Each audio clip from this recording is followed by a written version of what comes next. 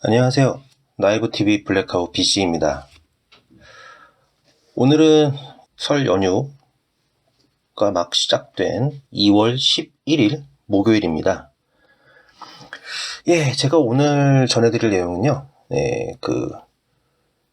양재진 연세대학교 행정학과 교수의 기본소득의 정책 효과와 한계 분석에 대한 논문을 소개해드리려고 합니다.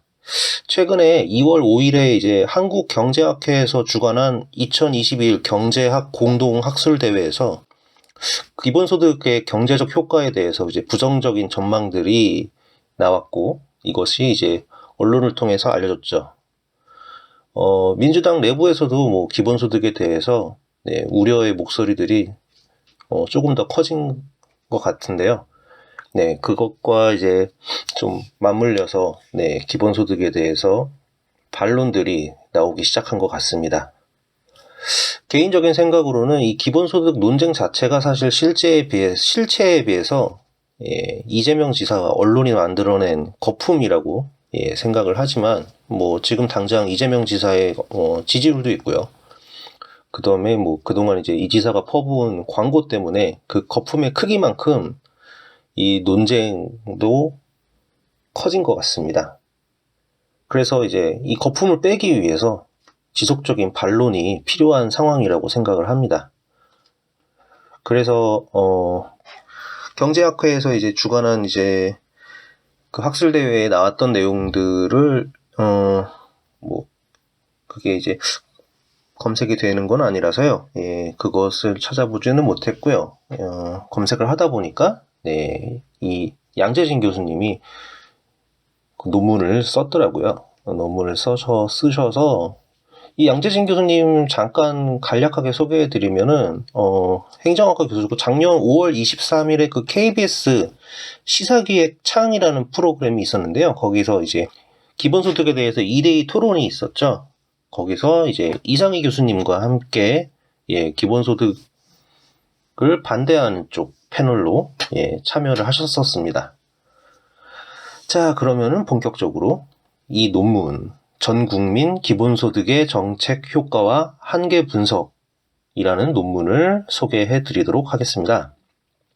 일단 이제 서론부터 소개를 해드리면요, 이 제도와 이제 정책 수준에서 이 전국민 대상 n분의 1로 똑같은 금액을 지급하는 기본소득의 정책 효과를 분석을 하는데요. 세 가지 부분에서 총 4가지입니다. 일단 뭐 기본소득의 필요한 재정 소요와 그 재정을 조절하는 방법.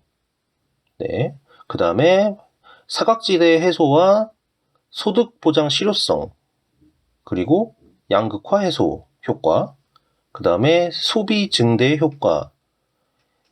이렇게 4가지에 대해서 기존의 우리 복지체계, 사회보장 원리에 비추어서 비교 분석을 했습니다. 처음 이제 첫 부분은 이 양재진 교수가 기본소득을 기존 사회보장의 원리와 비교를 하는데요. 기본소득은요, 일단 5가지 요건이 필요하다고 합니다.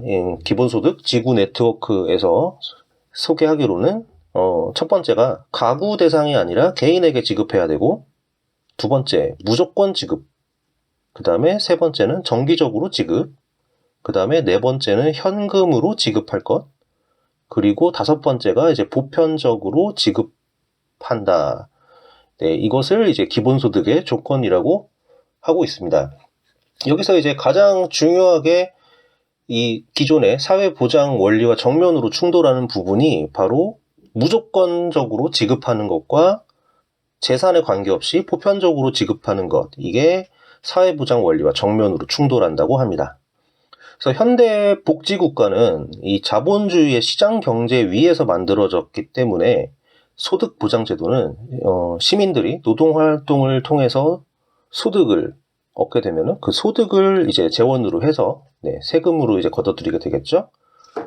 만들어지고, 그 다음에 이제 실업급여나 뭐 육아휴직 수당, 뭐 근로장려금 등을 보면 이제 노동 활동을 못하는 상황에 빠졌을 때, 또는 뭐 소득이 너무 낮을 때, 그래서 그런 한정된 기간 하에서 어떤 조건적으로 조건이 갖춰지면은 이제 지급하는 것이죠. 그래서 무차별적으로 지급하는 게 아니라 어떤 사회적인 위험이나 필요성, 그러니까 복지를 받을 상황이나 얼만큼 필요한지 뭐 이런 판정을 실시한 후에 지급되는 것입니다. 그래서 세금을 걷어들여서 하기 때문에 공적 보험 시스템이라는 측면을 가지고 있습니다. 이게 이제 기본소득과 상당히 차별되는 부분이라고 할 수 있겠죠. 그래서 기본소득의 무조건 지급의 문제는 아무 조건도 따지지 않고 지급하기 때문에 사회적 연대 정신이 담겨 있지 않다고 말하고 있습니다. 그래서 사고를 당한 사람이나 당하지 않은 사람이나 똑같이 감기에 걸린 사람이나 마치 암에 걸린 사람도 똑같이 받기 때문에 표면적으로는 평등해 보이지만 더 힘든 사람에게 대한 배려가 없기 때문에 그래서 사회적 연대 정신이 담겨 있지 않다고 얘기합니다.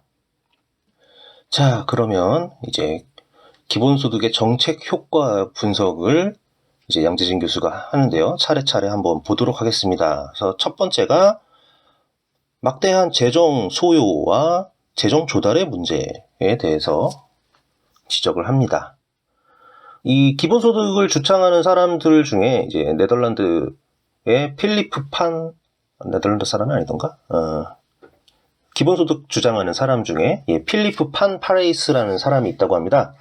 그 사람은 이제 GDP의 4분의 1을 기본소득으로 지급하자고 제안을 합니다. 이 제안에 따르면은 한국의 경우는 이제 월 76만 원 지급이 가능한데요. 여기 이제 필요한 돈이 있겠죠? 2018년 기준으로 하면은 연 1년에 473조 원이 필요합니다. 그래서 그렇게 하려면은 조세 부담률을 53%까지 높여야 한다고 합니다. 이 53%라는 조세 부담률은요, 이게 비교를 해보면은 스웨덴 같은 경우에는 1988년에 국민 부담률이 48.8%였고요. 2018년 기준으로는 43.9%입니다. 그리고 프랑스도 좀 높은 편이에요. 46.1%. 이거보다도 훨씬 더 높은 조세 부담률이 필요한 거죠. 많은 세금이 필요하고요. 이 판 파레이스라는 사람 역시도 이 GDP의 4분의 1을 기본소득에 사용하자는 그 안이 뭐 실현되기 어렵다고 생각을 해서 일단은 적은 액수의 기본소득으로 시작해서 모두가 변화를 인정하지 않을 수 없도록 만들자, 뭐 이렇게 제안을 했다고 합니다.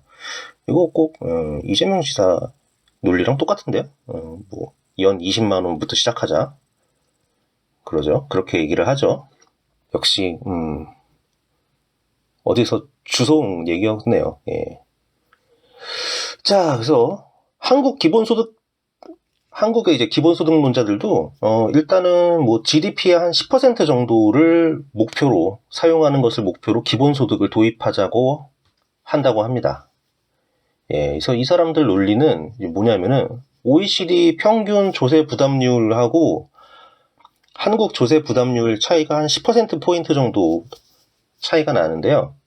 그래서 이 10%를 어차피 올려야 되니까 OECD 평균 수준으로 가려면 그래서 그 돈을 가지고 기본소득을 하자. 이 얘기도 다른 이제 기본소득론자들이 벌써 했던 얘기군요. 이 얘기를 이제 이재명 지사가 하는 것 같습니다. 자, GDP의 10%면은 현 시점에서 이제 월 30만 원 정도의 기본소득이 가능하고요. 이때 필요한 재원은 1년에 189조 원이 필요한다고 합니다. 따라서 현재의 모든 경제 주체, 뭐 기업, 그 다음에 뭐 개인, 국민들, 이런 사람들이 세금을 현재보다 절반을 더 내야 된다고 합니다. 약 53% 더 내야 된다. 그래서 이 기본소득 주장하는 사람들 중에 한 사람인 강남훈 한신대 경제학과 교수는요, 가계소득의 10%의 시민세를 부과해서 110조를 만들고, 그 다음에 화력, 원자력 발전의 탄소세 같은 환경세를 더 걷어서 30조를 마련하고, 그 다음에 모든 부동산 소유자들한테 0.6%의 보유세를 부과해서 30조를 만들고, 그 다음에 이제 기초연금이나 기초생활보장제도의 생계급여는 이제 기본소득으로 대체해서 13조 원을 마련해서, 그러면은 뭐 대략 이 필요한 돈이 나오나 봅니다. 네, 그렇게 해서 충당하자라는 방안을 제시를 했고요. 뭐 또 대표적인 기본소득 옹호 단체죠. 그 시대전환 조정훈 의원이 속해 있는 랩 2050에서는 월 30만 원 기본소득제 재원으로 이제 뭐 소득세를 감면하고, 그 다음에 뭐 기금이랑 특별회계를 뭐 정리하고, 그 다음에 뭐 이제 일부 기본소득이랑 겹치는 복지정책은 폐지 또는 축소를 시켜서 뭐 187조를 만들자, 뭐 이렇게 주장을 했습니다. 그래서 이렇게 하면은 뭐 새로운 뭐 세금의 신설 없이 뭐 당장 실행이 가능한 모델로 만들었다고 합니다. 자, 그래서 이거를 보면 소득세 감면하고 비과세를 없애서 187조의 약 30%인 56조 2천억 이거를 만들겠다고 하는데요. 이러려면 일단은 뭐 그 감면 혜택을 받던 사람들이 굉장히 싫어하겠죠. 그럼 어떤 사람들이 이제 감면 혜택을 받았는지 봐야겠죠? 조세 감면의 절대 액수는 일단 고소득층이 아무래도 높다고 합니다. 네.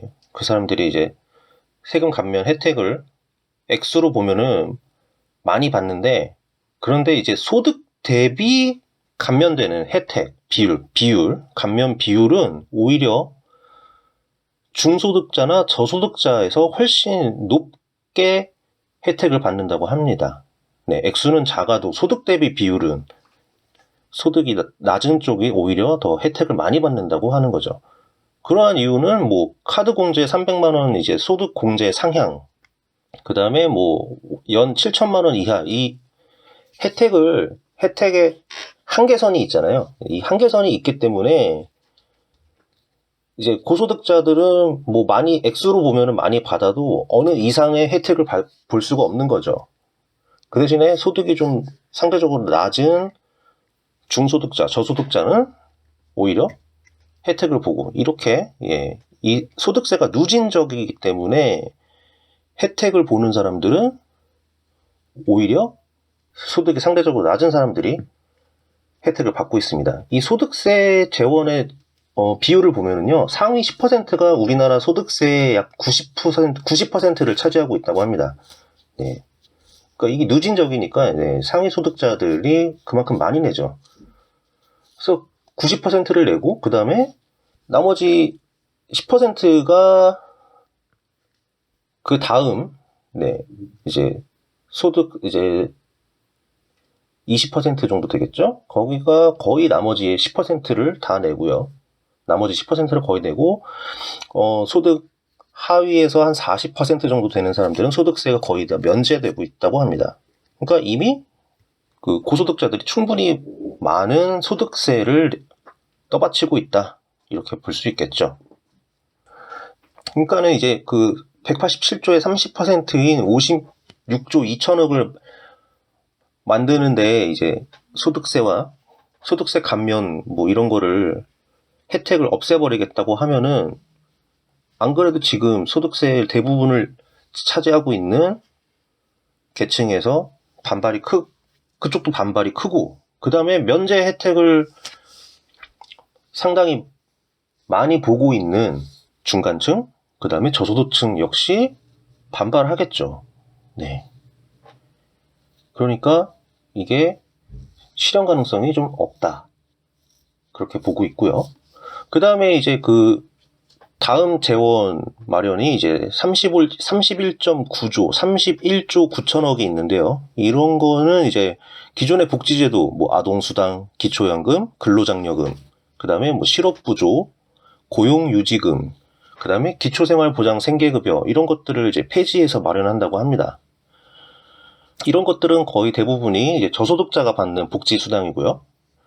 이거를 이제 기본소득으로 다시 30만 원을 받게 되면은, 일단 뭐 저소득층에서는 기본소득 전후로 이제 받는 돈의 차이가 거의 없긴 하지만 고소득층은 오히려 없던 돈이 생기게 되는 거죠. 못 받던 돈이 기본소득으로 들어오니까요.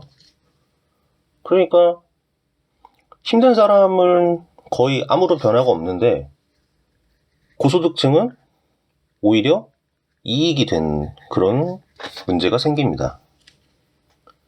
자, 그 다음에 마지막으로 뭐 재정 구조 조정을 통해서 뭐 여러 기금 뭐 정리한다고 그랬죠. 그래서 뭐 기금들이 이제 뭐 국민체육진흥기금, 복권기금, 지방정부기금, 주택도시기금 뭐 이런 것을 정리를 해서 재원을 마련하는 건데요. 이 기금은 뭐 지금 당장은 있지만 결국 기본소득으로 계속 지급하다 보면 이 기금 자체가 이제 점점 사라지겠죠. 사라지고 나면은 그 재원이 이제 사라지는 거죠. 기본소득을 할 수 있는 재원이. 그래서 이 재원 마련 자체가 이게 실현하기 불가능하거나, 네, 한마디로 이제 무리수라고 할 수 있죠. 그래서 이거를 이렇게도 생각할 수도 있는데요. 우리나라 현재 지금 국가사업, 이제 예산을 사용하는 국가사업 중에서 단일 사업으로 GDP의 10%나 사용하는 그런 사업이 단 한 번도 없었고, 존재한 적이 과거에도 없었다고 합니다. 이재명 지사는 이제 이 연 20만원으로 시작하자고 하죠. 그러면은 이제 월 17,000원짜리 기본소득인데요. 이거 가지고 이제 효과가 뭐가 있겠습니까? 네, 효과가 없을 거라고 양재진 교수 되묻고 있고요. 이런 게 이제 기초연금 12조, 기초생활보장제도 14조, 여기에다가 10조를 더 보태는 게 오히려 더 낫지 않을까. 네, 이렇게 얘기할 수 있겠습니다. 그래서 네, 여기까지 재원 조달이 어렵다. 네, 고작 기본소득 주장하는 사람들은 연 30만 원이 아니라 월 30만 원, 월 30만 원을 주겠다고 187조를 마련해야 되는데, 네, 이것도 충분하지 않은 그냥 시작 포인트인데 이것만 해도 이미 187조라는 큰 돈을 마련해야 되고 그 돈을 마련할 방법이 사실상 불가능에 가깝다. 네, 이런 지적을 하고 있는 것이죠. 자, 그 다음에 기본소득의 사각지대 해소, 복지 사각지대를 해소하는 효과, 그 다음에 소득을 보장해주는 효과가 과연 정말 실효성이 있는지에 대해서 양재진 교수가 반론을 제기합니다. 그래서 이제 기본소득은 이제 뭐 기술 혁신, 뭐 세계화, 그 다음에 이제 신자유주의의 이제 영향으로 이제 불안정한 노동자, 즉 노동의 사각지대가 늘어나는데 이 사회보험의 사각지대가 점점 이렇게 더 커진다는 겁니다. 네, 이런 추세로 나아가기 때문에. 그래서 기존 이 사회보장제도라는 거는 이 노동을 근간으로 하고 있죠. 노동을 전제로 지급되기 때문에 노동 사각지대가 이제 늘어나면은 결국 사회보험의 사각지대가 늘어나기 때문에 사람들이 더 힘들어진다. 기존 복지체계로는 이것을 메울 수가 없다. 하지만 기본소득은 그냥 모두에게 무조건적으로 돈을 지급하기 때문에 이 사각지대가 없다. 그래서 전통적인 이 사회보장 시스템을 기본소득 중심으로 바꿔야 된다고 주장을 합니다. 여기에 대해서 양재진 교수는 기본소득이 적용의 사각지대는 해결하지만 급여의 사각지대는 해결하기 어렵다고 합니다. 이 얘기가 뭐냐면은 훨씬 큰 돈을 n분의 1로 나눠주기 때문에 액수가 충분하지 않다는 얘기죠. 그래서 기본소득으로 주는 돈 자체가 양이 충분하지 않아서 소득 보장으로서의 의미가 없다. 그것을 이제 급여의 사각지대라는 말로 표현을 한 겁니다. 그러면은 기본소득으로 주는 돈을 늘리면은 이것을 해결할 수 있지 않겠냐, 이런 반론을 할 수 있겠죠. 기본소득 옹호론자들이요. 근데 그러려면은 돈이 엄청 많이 필요하죠. 막대한 비용이 필요하죠. 자, 고용보험에서 주는 최소 급여가 한 180만 원 된다고 합니다. 180만 원 정도 되는데 이거를 기본소득 방식으로 모두에게 180만 원을 채워준다고 하면은 1년에 1123조 원이 필요하고 이게 한국 GDP의 62.4%, 뭐 불가능한 액수죠. 그럼 한 사람당 주지 말고 그러면은 4인 가구 기준으로 해서 180만 원을 맞춰준다고 하면은 즉 한 사람한테 월 45만 원 주는 거죠. 이런 경우는 예산이 280조 원 필요합니다. 국가 예산의 50%가 넘고요. 예, 세수가 대략 300조 원인데 세금 걷어서 거의 이걸로만 다 쓴다는 얘기가 되죠. 네. 그래서 사각지대를 없애는 노력이 필요하지 이게 기본소득으로 절대 해결할 수가 없는 것이 됩니다. 2017년 기준으로 모든 종류의 현금 복지 지출, 현금으로 지급되는 복지 지출을 더하면은 이게 73조 3,900억 원이라고 합니다. 이것을 이제 기본소득화 하면은, 네, 한 사람한테 월 11만 7천 원 받게 되고요. 이 생계급여로, 기존은 이제 복지 시스템의 생계급여로 필요한 사람한테 이제 월 52만 7천 원 주게 되고, 그 다음에 뭐 실업급여는 최대 198만 원까지 나온다고 하고요. 육아휴직은 뭐 월 120만 원. 그 다음에 이제 국민연금은 뭐 최대 월 194만 4천 원. 즉, 이 73조 3,900억 원이라는 돈으로 필요한 사람한테 충분하게, 뭐 충분하게까지는 뭐 말을 못할 수도 있겠지만요. 네. 어쨌든 필요한 사람한테 지급하면 이렇게 더 두텁게 지원할 수가 있는 거죠. 근데 기본소득으로 하면은 월 11만 7천 원. 같은 비용으로 효과가 너무 떨어지는 거죠. 이 사각지대 해소는 노력이 필요한데요. 덴마크 같은 경우는 양재진 교수의 예를 들었는데요. 이 고용보험을 고용 기반이 아니라 소득 기반으로 체제를 전환해서 고용보험의 사각지대를 많이 줄였다고 합니다. 뭐 이런 식으로 어떤 시스템의 보완을 통해서 기존 사회보장 제도를 더 발전시키는 그런 노력이 필요하지 이거를 기본소득을 통해서 한 방에 해결하겠다.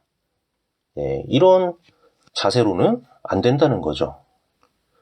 자, 그 다음에 이제 소득 재분배를 통한 이제 양극화 해소의 실효성이 과연 얼마나 되는지 알아보겠습니다. 이 양재진 교수는 가계금융 복지조사를 통해서 이제 현재 시스템상 이제 복지급여 수급액을 보면은 하위 10% 저소득층은 연평균 한 300만 원 정도 받고요. 상위 10%는 평균 약 50만 원 정도 받는다고 합니다. 그래서 저소득층에 더 두텁게 지원을 하기 때문에 지원 금액의 크기만큼 이제 양극화를 해소한다고 볼 수 있죠. 저도 마침 이 가계금융 복지조사 표를 가지고 좀 계산을 해봤습니다. 개인적으로 해봤는데요. 이제 5분위로 나눴을 때, 그러니까 상위부터 하위까지 20%씩 끊어서 봤는데요. 1분위 계층은 가구당 일단 가처분 소득이 평균 1,072만 원 정도 되고요. 그 다음에 5분위 계층은 평균 6,703만 원 된다고 합니다. 그래서 이럴 때 가처분 소득의 5분위 배율은요, 마치 지니계수처럼 이 양극화를 나타낼 수 있는, 양극화 정도를 나타낼 수 있는, 좋은 방법인데요. 5분위 배율은 소득을, 상위 20%의 소득을 하위 20%의 소득으로 나눴을 때 나오는 값을 5분위 배율이라고 합니다. 그래서 가처분 소득으로 보면은 이때 2019년에 5분위 배율은 6.25가 됩니다. 그러니까 5분위 배율의 가처분 소득이 하위 20%보다 약 6배 더 많은 거죠. 자, 이 가처분 소득은요, 뭐 여러 가지 이제 개인 소득에다가 그 다음에 그 정부에서 지원하는 복지급여, 복지수당까지 이제 포함된 것이 가처분 소득인데요. 이 가처분 소득이 가처분 소득에서 이제 정부가 지급해주는 공적 이전 소득이 차지하는 비율을 살펴보면은요, 1분위는 46.1%, 절반이 조금 안 되고요.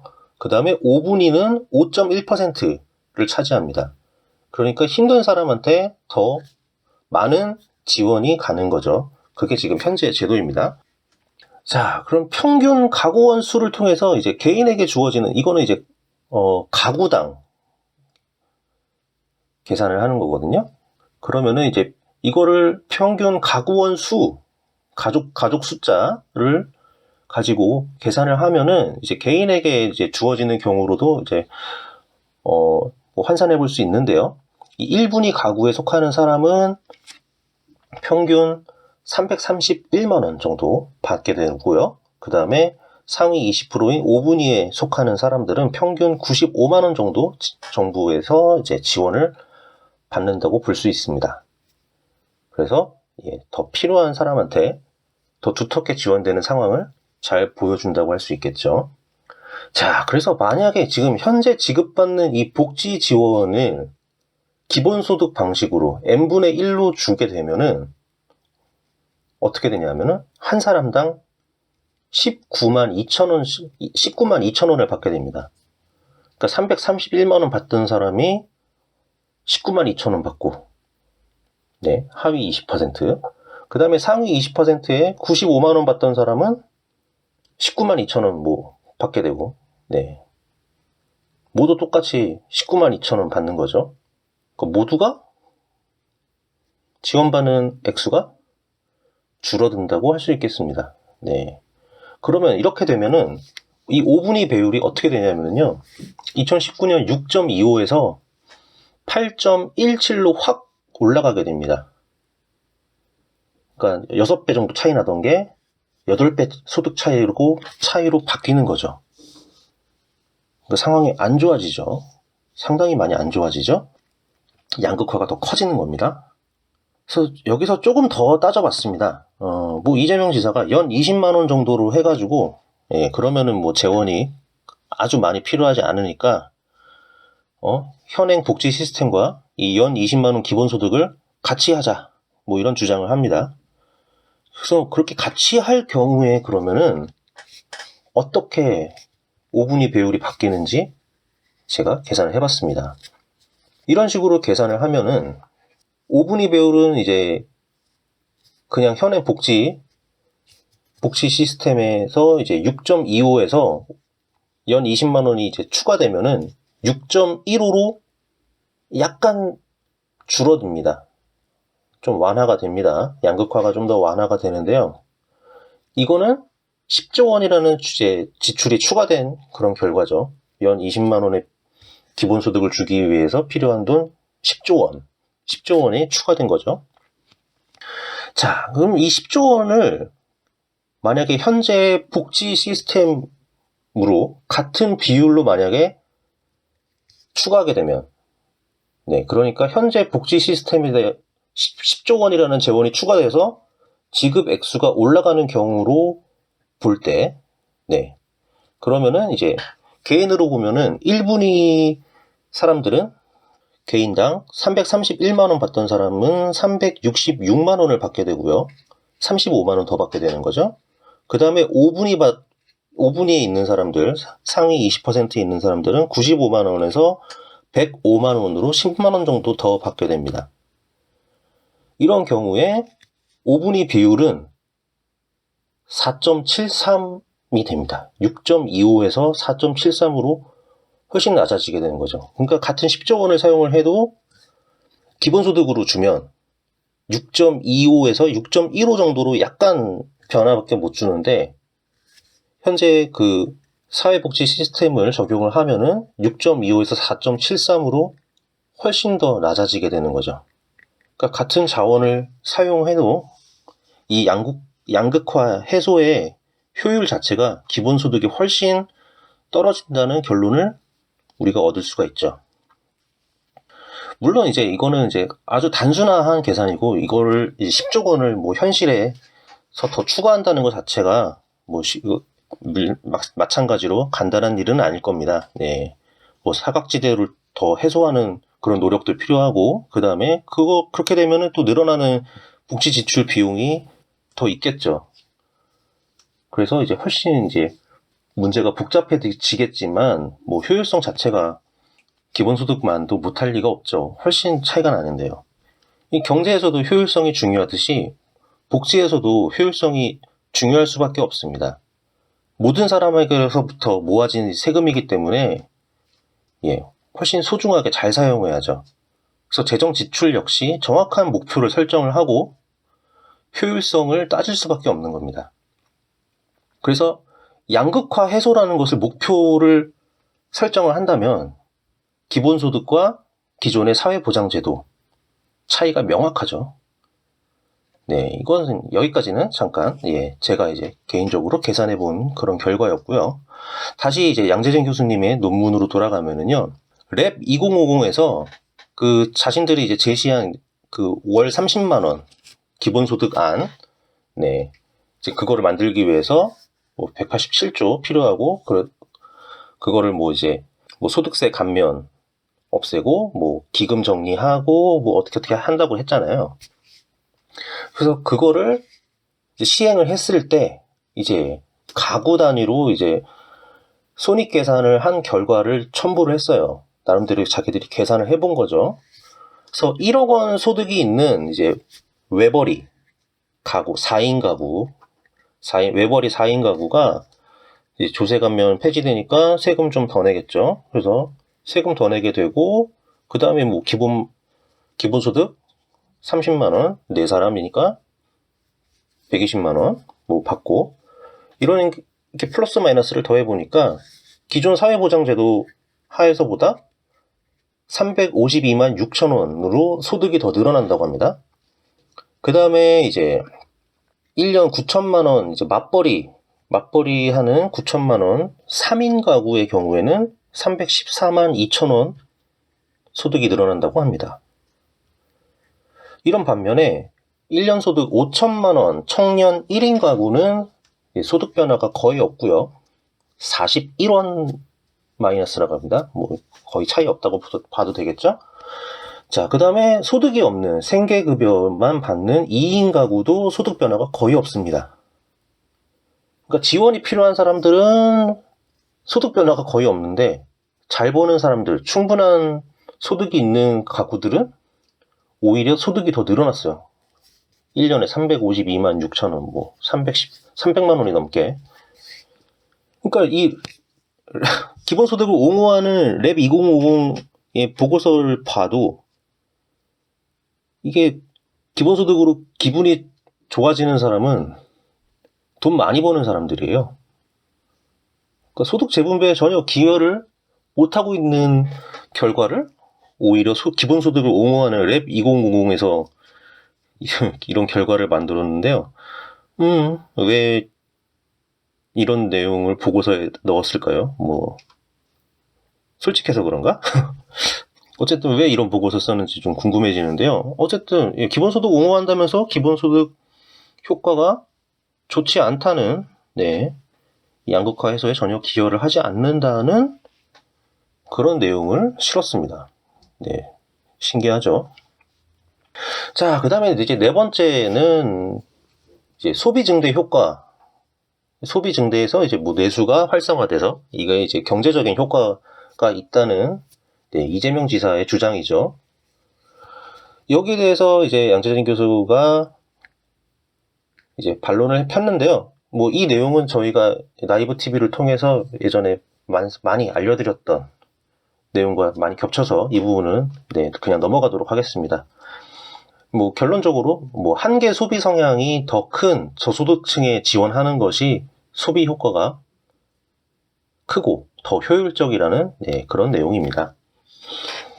자, 그래서 결론적으로 보면은 재정 조달 문제가 기본소득이 왜 안 되냐? 재정 조달을 하기가 어렵고 거의 불가능에 가깝고, 그 다음에 사각지대 해소 측면에서도 봐도 돈이 충분하게 주어지지 않기 때문에 뭐 급여의 사각지대가 다른 형태로 바뀌는 거죠. 충분하지 않아서 생기는 문제. 그 다음에 소득 재분배 문제도 없고, 네, 효율성이 떨어지고, 그리고 경제적인 효과도 효율성이 떨어지니까 기본소득을 도저히 할래야 할 수가 없는 거죠. 그래서 양재진 교수는 결론적으로 기본소득이 현행 복지체제를 대체하게 되면은 이것이야말로 악화가 양화를 구축하는 일이라고 표현합니다. 기본소득이 소득보장 효과, 사각지대 해소의 실효성, 소득 재분배를 통한 양극화 해소 효과가 모두 현행 복지체제보다 열등하기 때문입니다. 한국은 의료보장을 제외하고 이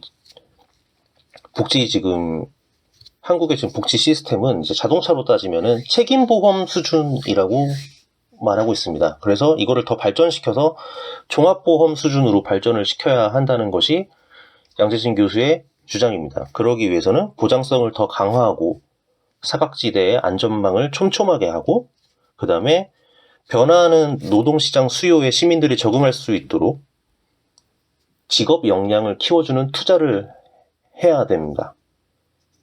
해야 되는데 지금 한국에 고령화 문제가 있죠. 그러니까 복지 지출이 자연스럽게 계속 늘어나고 있는 상황. 거기다가 사회 보장을 더 강화할수록 이것도 복지 지출이 늘어나게 되죠. 그런 이중 과제에 직면한 상황에서 기본소득처럼 효과가 떨어지는 제도의 자원을 낭비해서는 안 된다고 주장하고 있습니다. 그리고 마지막 문장에 인상적입니다. 정치가들의 표 계산 때문에 한국 복지국가의 발전이 위축되어서는 안 될 것이라고 말합니다. 이렇게 논문을 마무리를 했습니다. 자, 제가 오늘 소개해드린 양재진 교수님의 논문 어땠습니까?